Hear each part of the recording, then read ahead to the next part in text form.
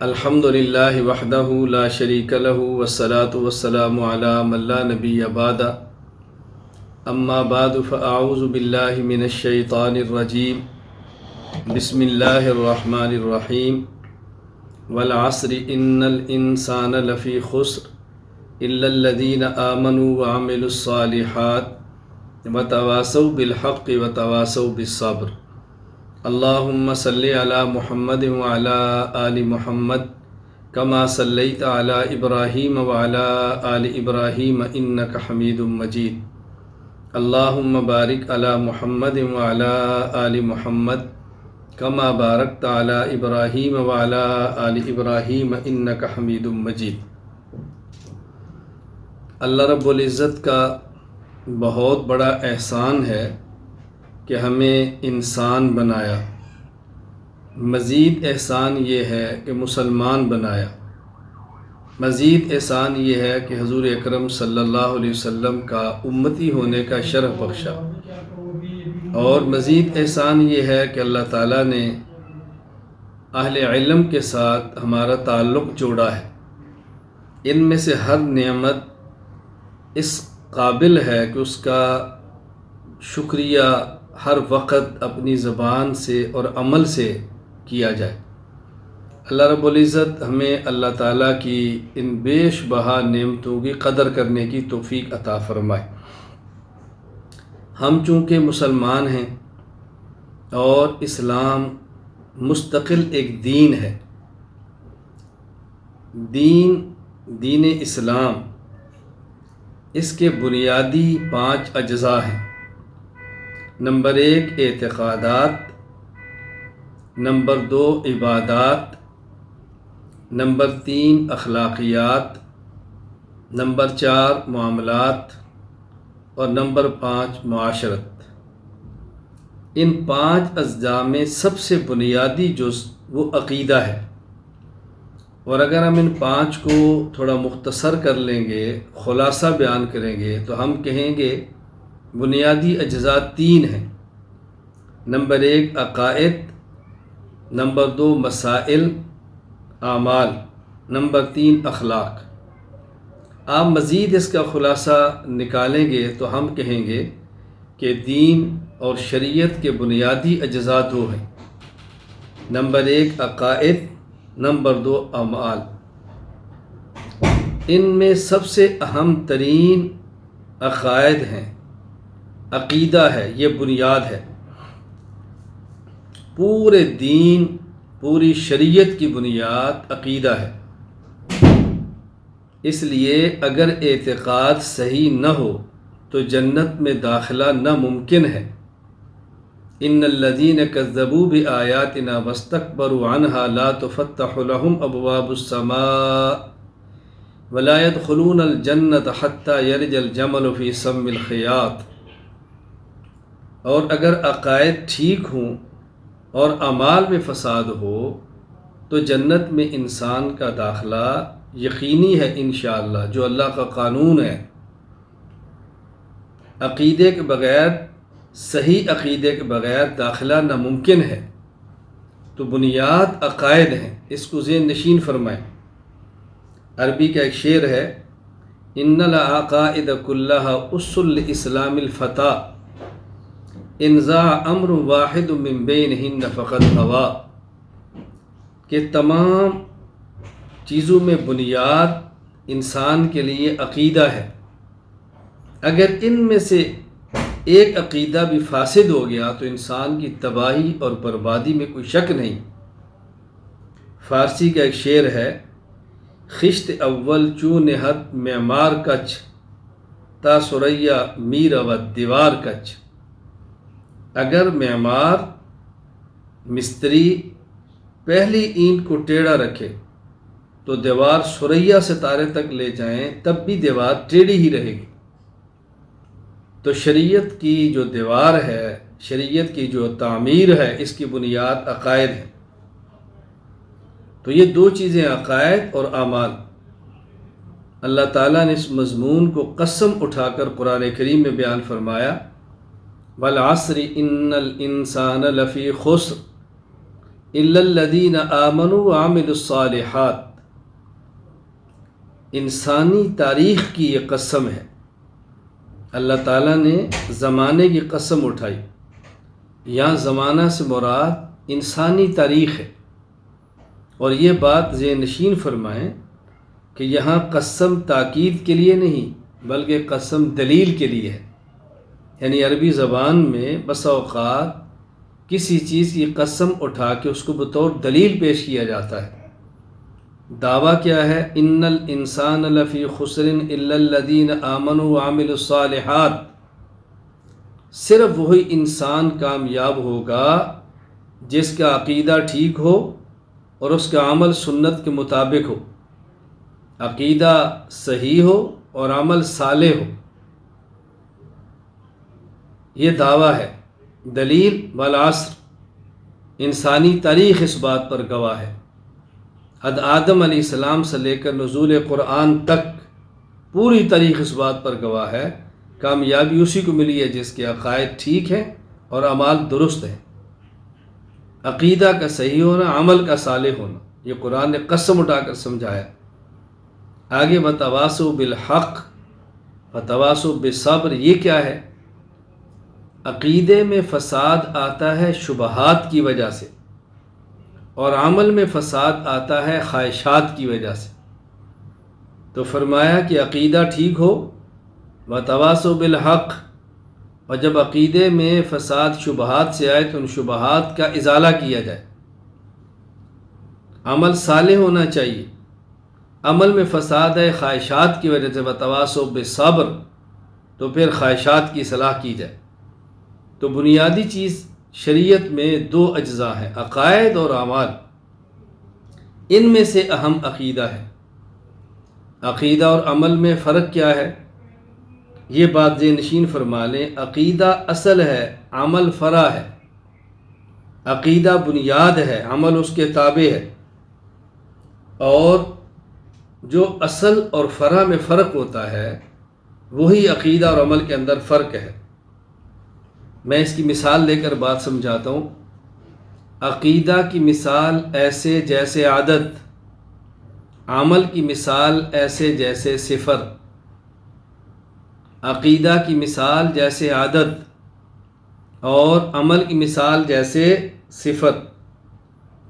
عدد بغیر صفر کے ہو تب بھی قیمت ہے، اور صفر بغیر عدد کے ہو کوئی قیمت نہیں ہے۔ ایک تب بھی قیمت، دو تب بھی قیمت، صرف ایک لکھیں ساتھ کوئی صفر نہ ہو تب بھی قیمت ہے، لیکن صفریں 1000 لکھ دیں اور ساتھ ایک نہ لکھے تو کوئی قیمت نہیں ہے۔ تو جس طرح عدد بغیر صفر کے قیمت والا ہوتا ہے، عقیدہ بغیر عمل کے بھی قیمت والا ہوتا ہے، اور جس طرح صفر بغیر عدد کے قیمت والی نہیں ہوتی، اسی طرح عمل بھی بغیر صحیح عقیدہ کے بلا قیمت ہوتا ہے۔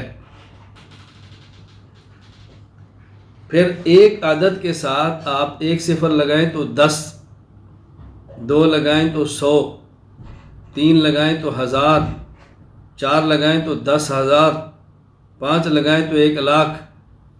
تو صفر کے آنے سے عدد کی قیمت بڑھ جاتی ہے، صفر کے آنے سے عدد کی قیمت بڑھ جاتی ہے، اور اگر صفر ایک موجود ہو ساتھ ایک لگائیں تو 10، تو عدد کے آنے سے صفر کی قیمت بن جاتی ہے، صفر کے آنے سے عدد کی قیمت بڑھ جاتی ہے، عدد کے آنے سے صفر کی قیمت بن جاتی ہے۔ اسی طرح عمل کے آنے سے عقیدے کی قیمت بڑھ جاتی ہے، اور عقیدہ کے آنے سے عمل کی قیمت بن جاتی ہے۔ پھر قیمت تب ہوگی جب صفر اپنے مقام پر ہو۔ دیکھیں آپ نے 1 لکھا ہے، ادھر لکھے صفر تو 10، آگے لکھے صفر تو 100، لیکن صفر دائیں جانب لکھنے کی بجائے بائیں جانب لکھے تو نہ عدد کی قیمت بڑھے گی، اور صفر کے دائیں جانب 1 لکھیں گے تو قیمت بنے گی نہیں۔ معلوم ہوا کہ صفر کی قیمت بھی تب بنتی ہے جب اپنے مقام پر ہو۔ اسی طرح عمل کی قیمت بھی تب بنتی ہے جب عمل اپنے مقام پر ہو. عمل اپنے مقام سے ہٹ جائے تو عمل کی کوئی قیمت نہیں. آپ نماز پڑھیں، پوری رات پڑھیں، فجر کی اذان ہوگی، اب نوافل نہیں پڑھیں گے تو قیمت نہیں.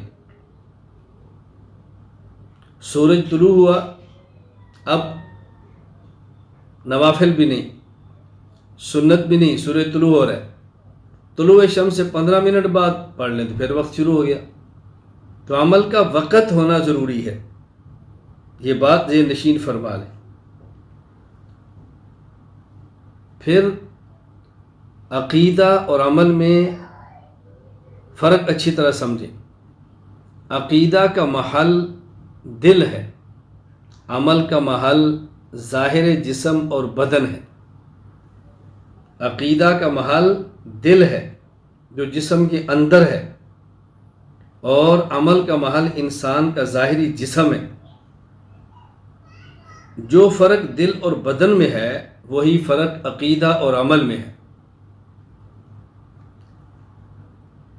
جو چیز جتنی قیمتی ہو اس کو رکھنے کا محل اتنا ہی زیادہ محفوظ ہوتا ہے. آپ دیکھیں سونا، چاندی قیمت میں زیادہ ہے تو ان کے رکھنے کے لیے مکان اور دکان محفوظ ہے. کیمرہ بھی لگا ہوگا، لاک بھی لگا ہوگا، باہر گارڈ بھی کھڑا ہوگا. لیکن اگر کپڑے اور جوتی ہے، قیمت میں کم ہے، ان کو رکھنے کا محل نسبتاً غیر محفوظ ہے. اور اگر سبزی، آلو، ٹماٹر، ان کے رکھنے کا محل اور زیادہ غیر محفوظ ہے چونکہ قیمت کم ہے. تو جو چیز جتنی زیادہ قیمتی ہو اس کو رکھنے کا محل اتنا ہی زیادہ محفوظ ہوتا ہے. عقیدہ چونکہ قیمت میں زیادہ ہے، اس کے رکھنے کا محل دل ہے جو کہ محفوظ ہے. اور اعمال قیمت میں کم ہے تو ان کے رکھنے کا محل ظاہر بدن ہے جو کہ نسبتاً غیر محفوظ ہے. اسی طرح بات سمجھیں، اگر دل کے کچھ اجزاء کاٹ دیں تو انسان زندہ نہیں رہتا، لیکن جسم کے کچھ اعضاء کاٹ دیں تو انسان زندہ رہتا ہے. دل کے کچھ اجزاء کاٹ دیں تو انسان زندہ نہیں رہتا، اور اگر کچھ اجزاء جسم کے کاٹ دیں، ناک کٹ جائے انسان زندہ، ہاتھ کٹ جائے انسان زندہ، پاؤں کٹ جائے انسان زندہ. بالکل اسی طرح جو عقائد مسلمان ہونے کے لیے ضروری ہیں، اگر ان میں سے ایک عقیدہ بھی چھوٹ جائے تو انسان مسلمان نہیں رہتا. اور جو عقائد اہل سنت والجماعت ہونے کے لیے ضروری ہیں ان میں ایک عقیدہ بھی چھوڑ دے تو اہل سنت والجماعت نہیں رہتا، یہ مبتدع بن جاتا ہے. تو جس طرح دل کے اجزاء میں سے ایک جز بھی کاٹ دیں انسان زندہ نہیں رہتا، اور ظاہر جسم کے کئی اجزاء کاٹ دیں انسان تب بھی زندہ رہتا ہے.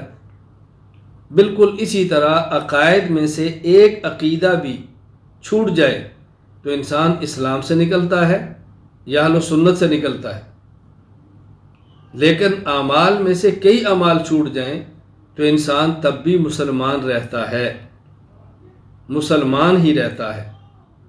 کوئی نماز نہ پڑھے تب بھی مسلمان ہے، روزہ نہ رکھے تب بھی مسلمان ہے، کیونکہ یہ عمل تھا. فاسق ہوگا لیکن مسلمان ہوگا. اللہ تعالی ہمیں یہ بات سمجھنے کی توفیق عطا فرمائے.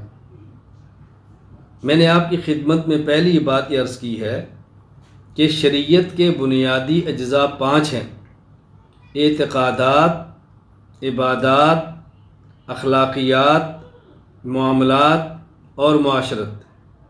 ان کا خلاصہ اجزاء 3 ہیں: عقائد، اعمال، اخلاق.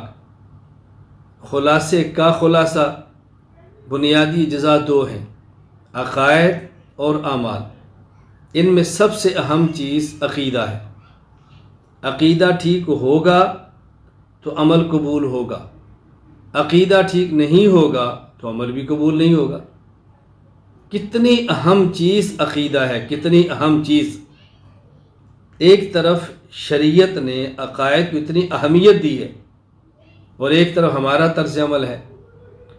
اخلاق کی اصلاح کے لیے خانقاہیں بنتی ہیں، اعمال کی اصلاح کے لیے جماعتیں وجود میں آتی ہیں، اور عقائد کو درست کرنے کے لیے انتظام نہیں ہے، عقائد کو ٹھیک کرنے کے لیے محنت نہیں ہے۔ اس سے اگلا مرحلہ، اگر کوئی شخص عقائد پہ کام کرے تو عقیدے پر کرتا ہے، عقائد پہ نہیں کرتا۔ کوئی صرف توحید پہ، کوئی صرف ختم نبوت پہ، کوئی صرف عیسائیت کے رد پہ، کوئی صرف صحابہ کرام رضی اللہ عنہم مجمعین کی مدح پہ۔ تو ہم نے عقائد کو ٹھیک کرنا ہے اور عقائد کو اولین ترجیح دینی ہے، کیونکہ اہم ترین عقائد ہیں۔ اور اس سے اگلا مرحلہ اور المیہ یہ ہے کہ عقائد کے کام کو فساد سمجھا جا رہا ہے، عقائد کے کام کو شرارت سمجھا جا رہا ہے، عقائد پر گفتگو کو مناظرہ بازی کا نام دے کر مسترد کیا جا رہا ہے۔ یہ مناظرہ بازی ہے، یہ شریعت میں نہیں ہے۔ انا للہ و انا الیہ راجعون۔ بات سمجھنے کی کوشش کریں۔ مناظرہ ایک الگ چیز ہے۔ ہمارے ہاں آن لائن تخصص فی العقائد الاسلامیہ شروع ہے، میں نے اس پر اصول مناظرہ تفصیل کے ساتھ پڑھا ہے، آپ اس کو سماعت فرمائیں، اور انشاءاللہ ہفتہ سے اصول عقائد پر تفصیل سے سبق ہوگا، اصول عقائد پر بات ہوگی، عقائد پڑھائے جائیں گے۔ میں تو آپ سے گزارش کروں گا کہ جو آپ میں اہل علم ہیں، تخصص فی العقائد الاسلامیہ میں داخلہ لیں۔ ہفتہ میں 2 دن، وہ بھی صرف 2 گھنٹے، ہفتے کی رات اور اتوار کی رات، ہندوستان کے وقت کے مطابق رات 9:30 سے لے کر 11:30۔ کوئی مشکل نہیں ہے، آرام سے وقت نکال سکتے ہیں۔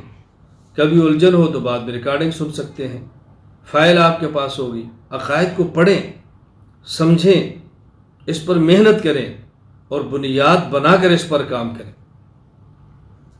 تو عقائد کو ترجیح دینی چاہیے تھی۔ کوئی نہیں، ہماری کمزوری ہے، ہم نے اس کمزوری کو دور کرنا ہے، اپنی کوتاہی کو ختم کرنا ہے۔ آپس میں تبصرے کرنے کی بجائے ہم نے کام کرنا ہے، ہم نے کام کو مشاورت کی بنیاد پہ لانا ہے، تبصروں کی بنیاد پہ نہیں لانا۔ تو میں عرض کر رہا تھا کہ بنیادی چیز عقائد ہے، عقائد کو سمجھیں۔ پھر عقائد کی 2 قسمیں ہیں، بعض ہیں عقائد قطعیہ اور بعض ہیں عقائد ظنیہ۔ یہ ہماری مجلس مختصر ہے، میں تفصیل سے اس میں بات نہیں کر رہا کہ عقائد قطعیہ کی کتنی قسمیں ہیں، عقائد ظنیہ کی کتنی قسمیں ہیں۔ میں صرف یہ عرض کر رہا ہوں کہ عقائد کی بنیادی طور پر 2 قسمیں ہیں، عقائد قطعیہ اور عقائد ظنیہ۔ جو عقیدہ دلیل قطعی سے ثابت ہے وہ عقیدہ بھی قطعی ہے، اس کا انکار کفر ہے، دائرہ اسلام سے بندے کو نکال دیتا ہے۔ اور جو عقیدہ دلیل ظنی سے ثابت ہے وہ عقیدہ بھی ظنی ہے، اس کا انکار اور ترک انسان کو اہل سنت والجماعت سے نکال دیتا ہے۔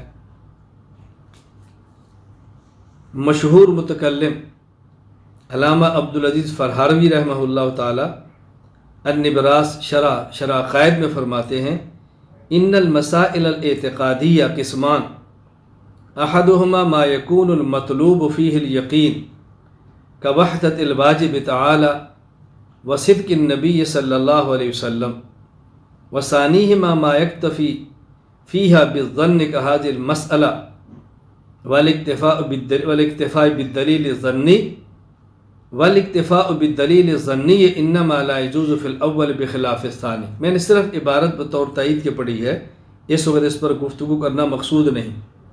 تو بعض دلائل وہ ہیں جو قطعی ہیں، ان سے جو عقیدہ ثابت ہوگا وہ قطعی ہوگا۔ بعض دلائل ظنی ہیں، ان سے جو عقیدہ ثابت ہوگا وہ عقیدہ بھی ظنی ہوگا۔ بہرحال عقائد قطعی ہوں یا عقائد ظنی ہوں، ان کو سمجھنا بہت ضروری ہے، ان کو پڑھنا بہت ضروری ہے، ان کی اشاعت بہت ضروری ہے۔ ان پر ہونے والے شبہات کا ازالہ کرنا بہت ضروری ہے۔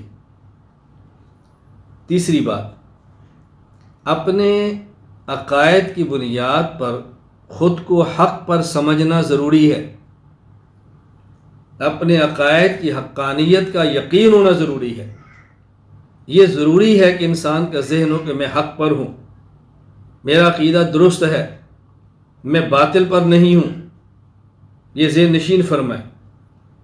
امام زین الدین بن ابراہیم المعروف ابن نجیم الحنفی رحمہ اللہ تعالی، وفات سن 970 ہجری، الاشباح والنظائر علی مذہب ابی حنیفۃ النعمان، اس میں فائدہ فی اعتقاد الانسان فی مذہبہ و مذہب غیری کتاب فرماتے ہیں، اذا سئلنا عن مذہبنا و مذہب مخالفینا فی الفروع یجب علینا ان نجیب بان مذہبنا صواب یحتمل الخطأ و مذہب مخالفین خطأ یحتمل الصواب، لأنک لو قطعت القول لما صح قولنا ان المجتہد یخطئ و یصیب، واذا سئلنا عن معتقدنا ومعتقد خصومنا فی العقائد یجب علینا ان نقول الحق ما نحن علیہ والباطل ما علیہ خصومنا۔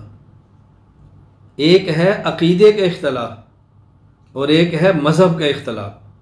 فرماتے ہیں عقیدے کے بارے میں یہ ضروری ہے کہ کہے حق وہ ہے جس پر ہم ہیں، اور باطل وہ ہے کہ جس پہ کوئی دوسرا اور غیرات بھی ہیں۔ باطل دوسرا ہے اور ہم حق پر ہیں۔ اور ایک ہے مذہب، اجتہادی مسائل، اس میں ہم کہتے ہیں کہ ثواب ہمارے ساتھ ہے، خطا دوسرے کے ساتھ ہے، اور ہمارے مذہب میں بھی خطا کا احتمال ہے۔ دوسرا خطا پر ہے لیکن اس میں درست ہونے کا بھی احتمال ہے، جس طرح امام ابو حنیفہ رحمہ اللہ، امام مالک رحمہ اللہ، امام شافعی رحمہ اللہ، امام احمد بن حنبل رحمہ اللہ، یہ 4 مذاہب ہیں، ان میں اختلاف حق اور باطل کا نہیں ہے، حق اور خطا کا ہے۔ اور جو دیگر ہمارے اختلافات ہیں باطل فرقوں سے، وہ حق اور باطل کا اختلاف ہے۔ اس لیے عقیدے کے بارے میں یہ بات کہنا ضروری ہے کہ ہم حق پر ہیں اور ہمارا مخالف باطل پر ہے، یہ اعتقاد رکھنا از حد ضروری ہے۔ یہ بات ذہن نشین فرما لیں۔ تو میں نے 3 باتیں عرض کی۔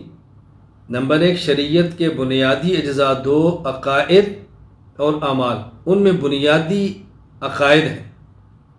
دوسری بات، عقائد کی 2 قسمیں ہیں، عقائد قطعیہ، عقائد ظنیہ۔ عقائد قطعیہ کی بنیاد پہ انسان مسلمان ہے اور انکار پہ کافر ہے۔ عقائد ظنیہ کی بنیاد پہ اہل سنت والجماعت ہے اور انکار کی بنیاد پر اہل بدعت ہے۔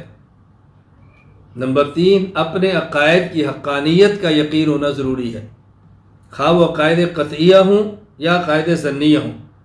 یہ ضروری ہے کہ عقیدہ ہو کہ میں حق پر ہوں اور میرا مخالف باطل پر ہے۔ یہ 3 چیزیں بنیادی ہیں جو میں نے آپ کی خدمت میں عرض کی ہیں۔ اب اس کے بعد میں چند ایک عقائد آپ کی خدمت میں پیش کرتا ہوں۔ مثلا یہ عقیدہ رکھنا اللہ تعالیٰ کی ذات موجود ہے، یہ عقیدہ رکھنا اللہ تعالیٰ کی ذات ایک ہے، یہ عقیدہ رکھنا اللہ تعالیٰ اپنی ذات، صفات، اسماء میں یکتا ہے، یہ عقیدہ رکھنا اللہ تعالیٰ اپنی ذات کے اعتبار سے ہر جگہ پر ہے، ہر جگہ پر ہے، عرش پر، فرش پر، آسمان پر، زمین پر، خلا میں، فضا میں، کون و مکان میں اللہ تعالیٰ کی ذات، یہ عقیدہ رکھنا ضروری ہے۔ عقائد میں سے ہے انبیاء علیہ السلام بشر ہیں، اپنی صفات کے اعتبار سے نور ہیں، انبیاء علیہ السلام معصوم ہیں، انبیاء علیہ السلام اپنی قبور میں حیات ہیں، انبیاء علیہ السلام مفروض الاتباع ہیں۔ یہ عقائد بنیادی ہیں۔ صحابہ کرام رضی اللہ عنہم مجمعین جنتی ہیں، صحابہ کرام محفوظ عن الخطا ہیں، صحابہ کرام امت کے لیے مقتدا ہیں، حجت ہیں، دلیل ہیں، معیار حق ہیں، تنقید سے بالا تر ہیں، عادل ہیں۔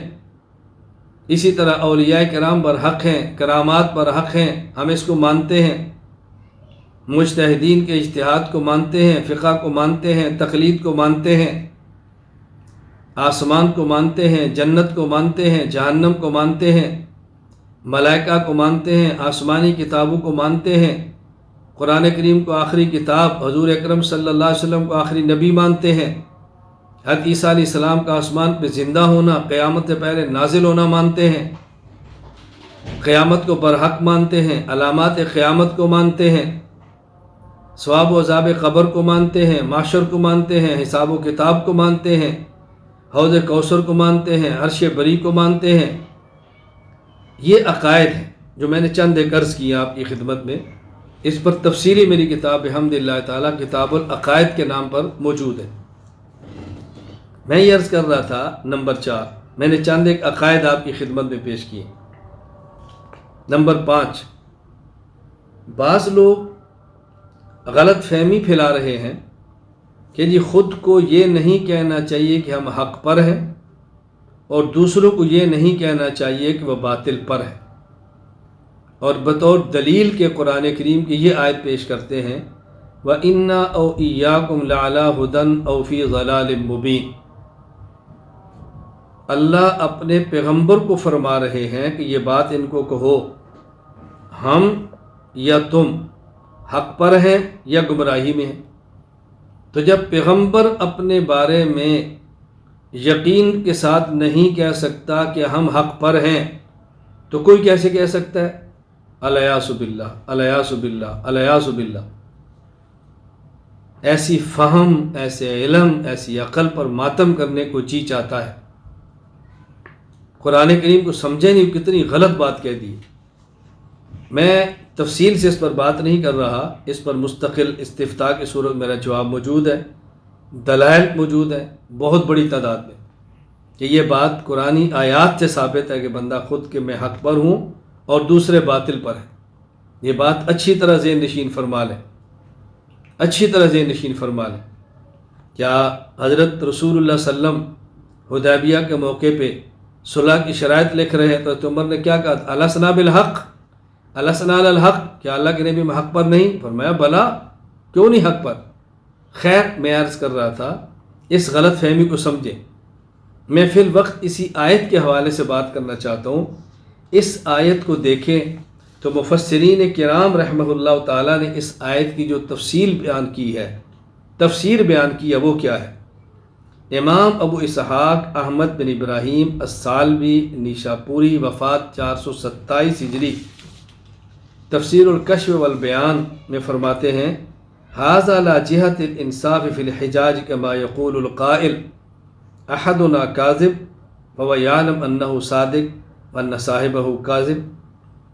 حضرت فرماتے ہیں یہ بالکل ایسی ہے جس طرح گفتگو کرتے ہوئے ایک بندے کو یقین ہوتا ہے کہ میں سچا ہوں، مخالف جھوٹا ہے، لیکن وہ گفتگو میں طرز کیا اختیار کرتا ہے کہ دیکھو اس میں تمہارا دعویٰ یہ ہے، میرا دعویٰ یہ ہے، دونوں سچے نہیں ہو سکتے، یا تم سچ ہو یا میں سچا ہوں، جھوٹا تو ایک ہوگا۔ وہ سمجھتا ہے کہ میں سچا ہوں، یہ جھوٹ ہے، لیکن گفتگو کا طرز ایسا اختیار کرتا ہے۔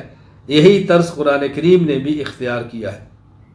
فرمایا والمعنی ما نحن وانتم علی امر واحد ان احد الفریقین لمہتد والآخر ضال۔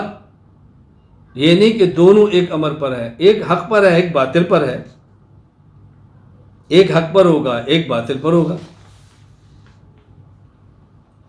ابو الفدا عماد الدین اسماعیل بن عمر المعروف ابن کثیر، وفات سن 474 ہجری، تفسیر القرآن العظیم ابن کثیر میں فرماتے ہیں وَإِنَّا أَوْ إِيَّاكُمْ لَعَلَىٰ هُدًى أَوْ فِي ضَلَالٍ مُّبِينٍ هذا من باب اللف والنشر۔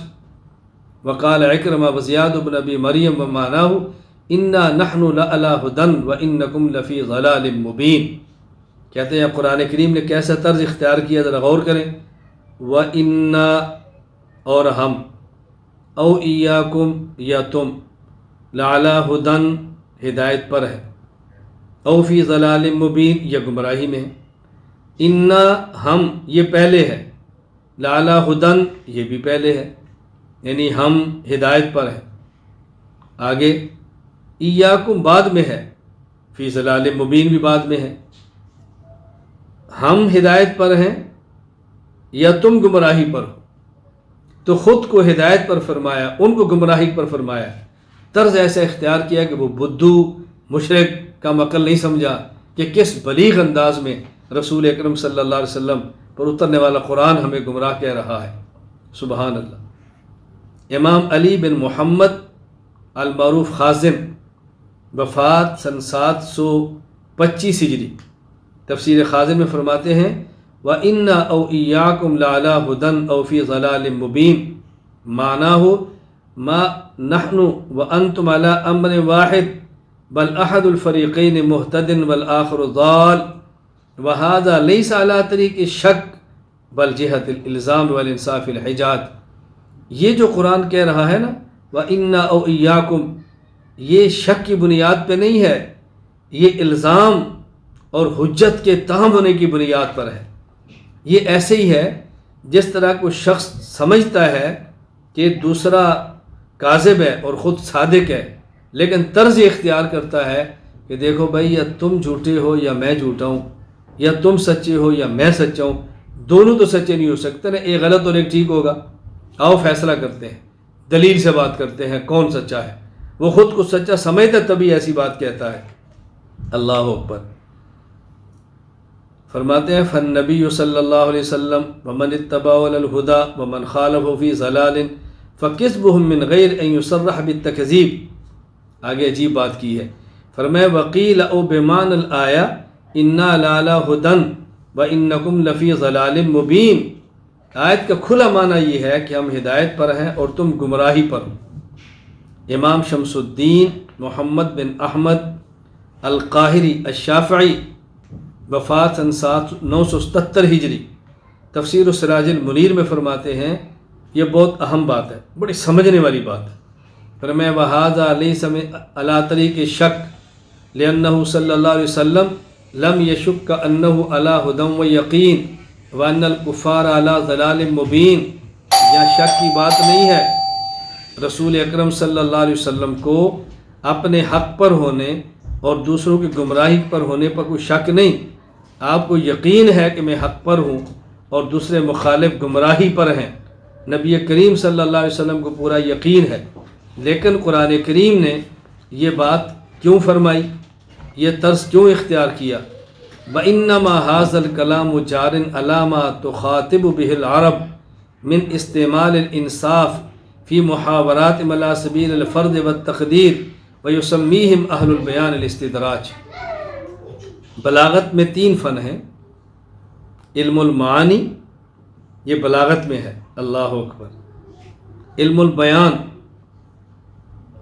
کس انداز میں بیان کی بات کی جا رہی ہے۔ علم البیان کے اندر اس طریق اور طرز کا نام ہے استدراج، یعنی کلام عرب میں یہ طرز اختیار کرنا کہ جس میں دوسرے کو غلط کہنا ہو لیکن لب و لہجہ یہ اختیار کیا جائے کہ یا ہم ٹھیک یا تم ٹھیک، اسے استدراج کہتے ہیں۔ یعنی دوسرے کو احساس دلایا جا رہا ہے کہ تم غلط ہو، باطل پر تم ہو، جھوٹے تم ہو، لیکن طرز اختیار کی ایک استدراج کہتے ہیں۔ اب دیکھو ایسی بات کہنا کم علمی کی بنیاد پر ہے، جہالت کی بنیاد پر ہے، شریعت کو نہ سمجھنے کی بنیاد پر ہے۔ اللہ تعالی ہمیں یہ بات سمجھنے کی توفیق عطا فرمائے۔ بعد اس آیت کا معنی ہرگز یہ نہیں کہ اس میں شک ہے، اس میں اپنا حق پر ہونا اور باطل کا مخالف کا باطل پر ہونا بیان کیا جا رہا ہے۔ اللہ کے لیے آیت کو سمجھو، قرآن کریم کو سمجھو۔ اور ایک اور شبہ کیا ہے کہ جی خود کو حق پر نہیں کہنا چاہیے، کیوں ہمیں موت کا نہیں پتہ کہ ہماری موت کیسے آتی ہے۔ انا للہ و انا الیہ راجعون۔ کس انداز میں غلط فہمی بیان کی جا رہی ہے، کس انداز میں اغیار کی زبان بیان کی جا رہی ہے۔ انا للہ و انا الیہ راجعون۔ تو اس کا معنی کہ بندہ پھر یہ بھی نہ کہے کہ میں مسلمان ہوں، پتہ نہیں کفر پہ خاتمہ ہو۔ بندہ یہ بھی نہ کہ میں حضور صلی اللہ علیہ وسلم کو آخری نبی مانتا ہوں، پتہ نہیں کس پر خاتمہ ہو۔ اللہ عقل عطا فرمائے، اللہ فہم عطا فرمائے۔ خدا کے لیے ایسی باتیں ہرگز نہ کرو۔ دیکھو یہ ضابطہ ہے، کما تعیشون تموتون وکما تموتون تحشرون، مرقات المفاتیح شرح مشکات المصابیح کتاب الرویا، اس کو اچھی طرح سمجھے۔ انسان جیسے زندگی گزارتا ہے ویسی موت آتی ہے، اور جس طرح مرتا ہے اس طرح قیامت کے دن کھڑا کیا جائے گا۔ ان شبہات کے اندر نہ پڑیں، ان شبہات سے بچیں، اپنے آپ کو سنبھالیں۔ اللہ تعالی ہمیں اس کی قدر کرنے کی توفیق عطا فرمائے۔ تو میں نے آپ کی خدمت میں جو بات کی ہے، نمبر 1 شریعت کے اجزاء میں بنیادی جز عقیدہ ہے، اچھی طرح سمجھ لیں، بنیادی جز عقیدہ ہے۔ نمبر 2 یہ میں نے سمجھایا ہے عقیدہ عمل میں فرق۔ عقائد کی 2 قسمیں ہیں، عقائد قطعیہ اور ظنیہ۔ نمبر 3 اپنا حق پر ہونا یقینی اور یقین کے ساتھ ماننا چاہیے کہ ہم حق کے اوپر ہیں۔ نمبر 4 چند ایک عقائد میں نے آپ کی خدمت میں پیش کیے۔ نمبر 5 2 شبہے تھے، میں نے اس کا جواب دیا ہے۔ تو یہ مختصر جو گفتگو ہوئی ہے، مجھ سے رابطہ کیا تھا مفتی یوسف اسد صاحب سلمہ اللہ حفظہ اللہ من الشر والفتنہ، اللہ تعالیٰ ان کی حفاظت فرمائے، ان کی خدمات دینیہ کو قبول فرمائے۔ ان کی خواہش تھی کہ ان نے اکیڈمی بنائی، اس میں طلباء ہیں، طالبات ہیں، معلمین ہیں، معلمات ہیں، ان کے ساتھ عقیدے پر بات کر دی جائے، تربیتی بات کی جائے۔ تو میں نے ان کی فرمائش پر یہ گفتگو کی ہے، مختصر گفتگو ہے، میں سمجھ تو اس پر بڑی تفصیل سے بات ہونا ضروری ہے۔ میں نے اس کے لیے آپ کی خدمت میں گزارش کی ہے کہ آپ حضرات التخصص فی العقائد الاسلامیہ جاری ہے، آپ اس میں داخلہ لے لیں۔ ابھی صرف اصول مناظرہ کا سبق ہوا ہے، ابھی اصول عقائد پر بات ہونی ہے، اصول تفسیر پہ ہونی ہے، اصول حدیث پہ ہونی ہے، اصول افتاء پہ ہونی ہے، اصول اسماء الرجال پہ ہونی ہے، پھر ہمارے عقائد بڑی تفصیل سے آنے ہیں۔ 1 مہینہ گزرنے والا ہے، 9 ماہ باقی رہ گئے ہیں، اور ہفتے کے اندر صرف 2 سبق ہفتہ اتوار رات ہندوستانی وقت کے مطابق 9:30 سے 11:30 ہوں گے۔ مختصر سے کوئی زیادہ وقت بھی اس کے اوپر نہیں ہے، کوئی اس کی فیس بھی زیادہ نہیں ہے۔ اللہ تعالیٰ مجھے اور آپ سب کو قدر کرنے کی توفیق عطا فرمائے۔ ان حضرات نے موقع فراہم کیا ہے، ہمیں جوڑا ہے، تو اللہ ان کو جزائے خیر عطا فرمائے۔ میں ان کا بھی شکریہ ادا کرتا ہوں، جو حضرات سننے کے لیے تشریف لائے ہیں ان کا بھی شکریہ ادا کرتا ہوں کہ آپ نے گفتگو کا موقع دیا ہے۔ یہ آپ کا میرے اوپر احسان ہے کہ آپ نے مجھے دین کی بات کرنے کا موقع دیا۔